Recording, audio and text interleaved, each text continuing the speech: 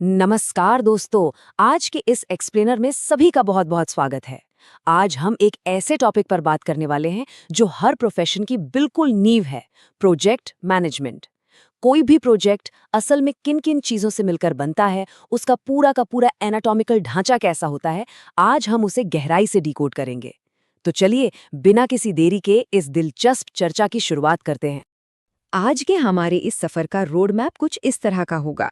सबसे पहले प्रोजेक्ट की डेफिनेशन, फिर उसकी कोर विशेषताएं और उसके बाद स्कोप और उद्देश्य के हिसाब से उसका क्लासिफिकेशन।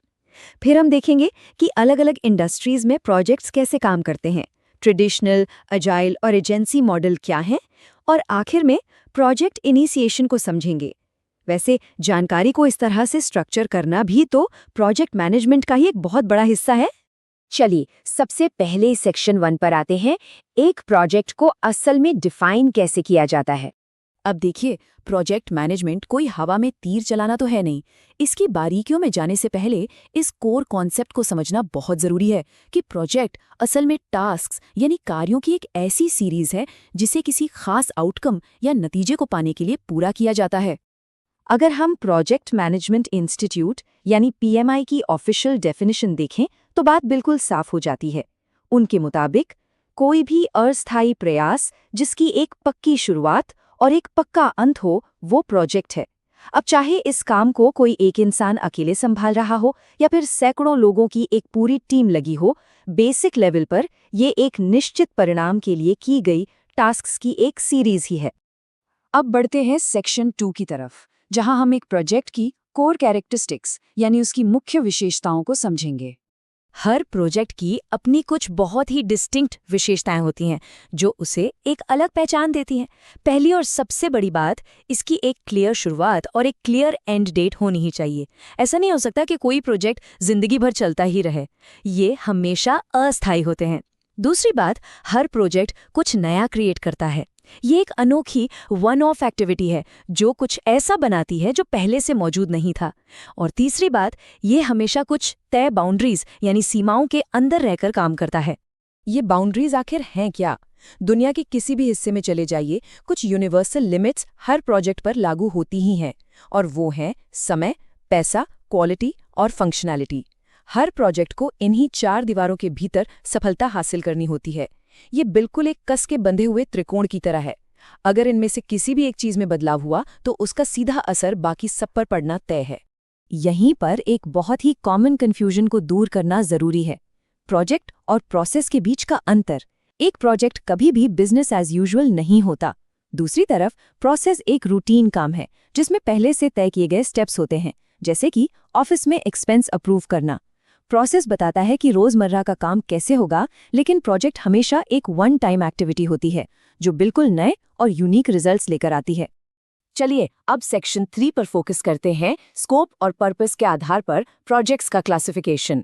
अगर हम स्कोप की बात करें तो प्रोजेक्ट्स को आसानी से 3 हिस्सों में बांटा जा सकता है। पहले हैं स्मॉल स्केल प्रोजेक्ट्स, जैसे कोई मार्केटिंग ब्रोशर डिजाइन करना। इनमें रिसोर्सेज कम होते हैं और टीम भी छोटी होती है। फिर आते हैं मीडियम स्केल, जहां थोड़े ज्यादा रिसोर्सेज और बड़ी टीम के कोऑर्डिनेशन की जरूरत पड़ती है, जैसे कोई रीजनल कॉन्फ्रेंस होस्ट करना। और फिर आते हैं लार्ज स्केल प्रोजेक्ट्स। ये बहुत ही कॉम्प्लेक्स होते हैं और इनमें भारी इन्वेस्टमेंट लगता है। जरा ओलंपिक गेम्स को होस्ट करने के बारे में सोचिए। लार्ज स्केल कॉम्प्लेक्सिटी का इससे बेहतरीन एग्जाम्पल और क्या हो सकता है। स्कोप से आगे बढ़कर एक और तरीका है इन्हें कैटेगराइज करने का, और वो है इनके कोर इंटेंट यानी मुख्य उद्देश्य के आधार पर वर्गीकरण करना। असल में किसी भी प्रोजेक्ट का पर्पस ही ये तय करता है कि उसका स्ट्रक्चर कैसा होगा।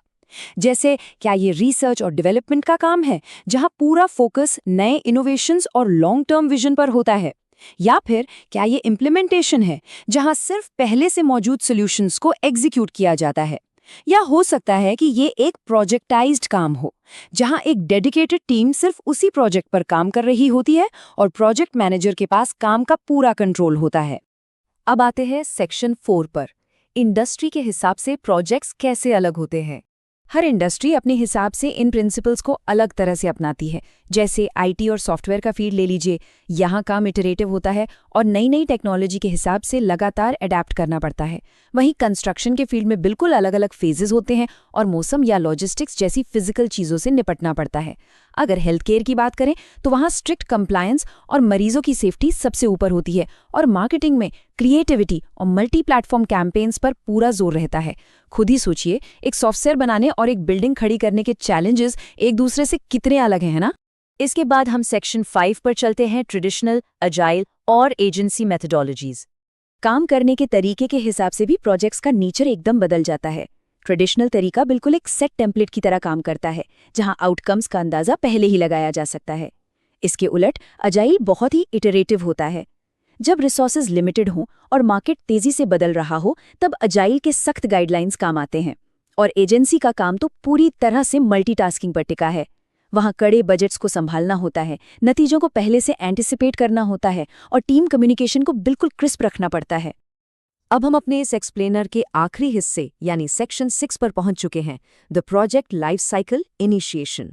किसी भी प्रोजेक्ट को सफलतापूर्वक प्लान करने, एग्जीक्यूट करने और कंप्लीट करने के लिए एक 4 फेज वाला स्टेप बाय स्टेप स्ट्रक्चर होता है। और इस पूरे लाइफ साइकिल का जो सबसे पहला और शायद सबसे क्रिटिकल स्टेप है, वो है इनिशिएशन यानी शुरुआत। यही वो पॉइंट है जहां गोल्स, स्कोप और रिसोर्सेज को पहली बार तय किया जाता है। चलिए इस इनिशिएशन प्रोसेस के सटीक स्टेप्स पे नजर डालते हैं। सबसे पहले एक प्रोजेक्ट चार्ट क्रिएट किया जाता है, जिसमें विजन और गोल्स क्लियर किए जाते हैं। फिर जिस सर्विस या काम की जरूरत है उसे आइडेंटिफाई किया जाता है। तीसरे स्टेप में प्रॉब्लम और उसके सॉल्यूशन को खोजा जाता है। चौथे नंबर पर आती है कॉस्ट और बेनिफिट्स की बारीकी से पहचान करना, और आखिर में सभी स्टेक होल्डर्स की पहचान की जाती है। सच मानिए, इन्हीं सटीक स्टेप्स को फॉलो करना ही वो सीक्रेट रेसिपी है जो एक सक्सेसफुल प्रोजेक्ट को एक पूरी तरह से बिखरे हुए काम से अलग करती है। तो इस पूरे एक्सप्लेनर से आखिर क्या टेक अवे निकलता है? जरा रोजमर्रा के कामों को देखिए और सोचिए, क्या वो सिर्फ एक रूटीन प्रोसेस बनकर रह गए हैं, या फिर अब वक्त आ गया है कि एक सच्चे प्रोजेक्ट को इनिशिएट किया जाए? इसी एक विचारोत्तेजक सवाल के साथ आज की ये चर्चा यहीं खत्म होती है। उम्मीद है इस सुव्यवस्थित तरीके से चीजों को देखने का एक बिल्कुल नया नजरिया मिला होगा। इस एक्सप्लेनर के साथ जुड़ने के लिए बहुत बहुत धन्यवाद। ज्ञान बढ़ाते रहिए।